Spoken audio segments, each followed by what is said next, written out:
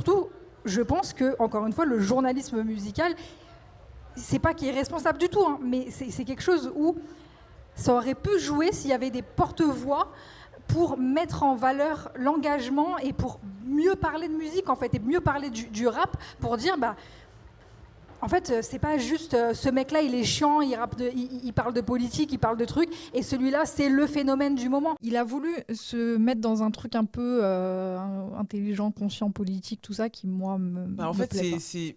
Allez, Oji Lounis, moi, c'est ma star. En fait, dès qu'il y a une dimension qui va venir un peu moralisatrice, slash politique, slash la France, comment ça se passe et tout, j'ai pas envie d'entendre ça. Le rap, c'est hyper touchant. C'est comme une conversation avec un petit ref dans tout ce qu'il y a de plus touchant, des trucs qui te ramènent à toi, ta position d'adulte aussi, comment tu vois le monde, comment il voit le monde, et aussi plein de trucs de Golemont qui sont très très efficaces.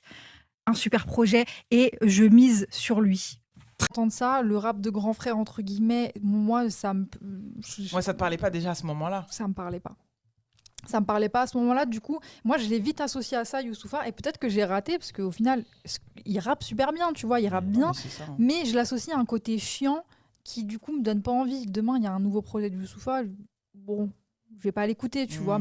Dans leurs paroles, on retrouve rien qui représente les gens qui sont mis de côté. Et c'est un peu ça, de base, le truc qui est important à préserver dans le rap. Par contre, moi, ce qu'on appelle le rap conscient, j'accroche pas du tout. Il faut quand même que le discours du rap reste quelque chose d'inclusif. Et en fait, pendant longtemps, là, ces dernières années, il n'y avait plus ça. Et jusqu'au moment où on se demande si c'est encore au rap de représenter les gens qui sont mis de côté, les minorités, une certaine mentalité aussi qui va avec. Donc c'est ça aussi qui est problématique, c'est que la conscientisation du rap, c'est en dehors de la musique, mais ça doit être aussi dans la musique. On va passer à Oji Lounis, Je brille quand même, c'est sorti aussi le 26 septembre chez Goldstein Records. C'est produit entièrement par Johnny Ola. Moi je vous préviens, je suis pas content sur ce projet-là, je suis en pétard, vraiment ça va pas. Bah je vais y aller vite comme ça c'est terminé. En fait, si vous avez écouté l'émission de la semaine dernière où on parlait du projet de Okis et Money Days,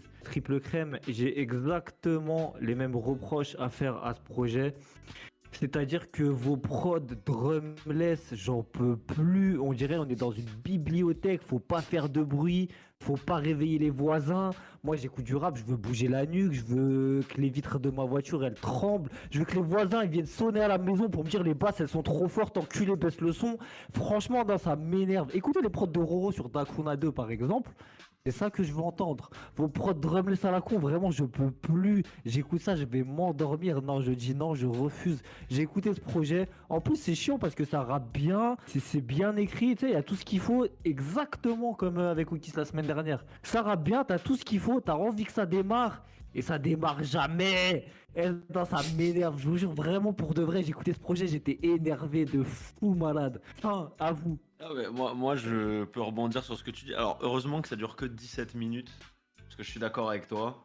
Moi, je suis d'accord, le drumless, déjà, ça me fait chier chez les Quinry, ça me fait chier chez les Français aussi. C'était une vague que j'aurais pas voulu voir autant importer en France, parce que vas-y, flemme. En fait, le problème, la drumless, c'est très bien quand t'es Rock Marciano, c'est très bien quand t'es ces mecs-là aux États-Unis, parce que c'est des mecs qui ont énormément de charisme. Et donc, du coup, Ils ont des voix qui peuvent faire le taf, ouais. voilà, il y a un truc quand même, par exemple, quand t'écoutes K, qui repose en paix, t'as un truc qui fait qu'il peut poser sur n'importe quoi, et en fait, c'est presque lui l'instrument, la prod, en même temps que le rappeur. Donc ça fonctionne. Là, aucun manque de respect au Lounis, comme tu l'as dit, c'est un mec, il écrit bien, ça rappe bien, etc. Mais il manque quelque chose en fait, il manque une prestance qui fait que, à la limite, la prod, elle passe au second plan. Parce que là, effectivement, la prod, elle m'emmène dans une ambiance et je m'emmerde aussi, quoi.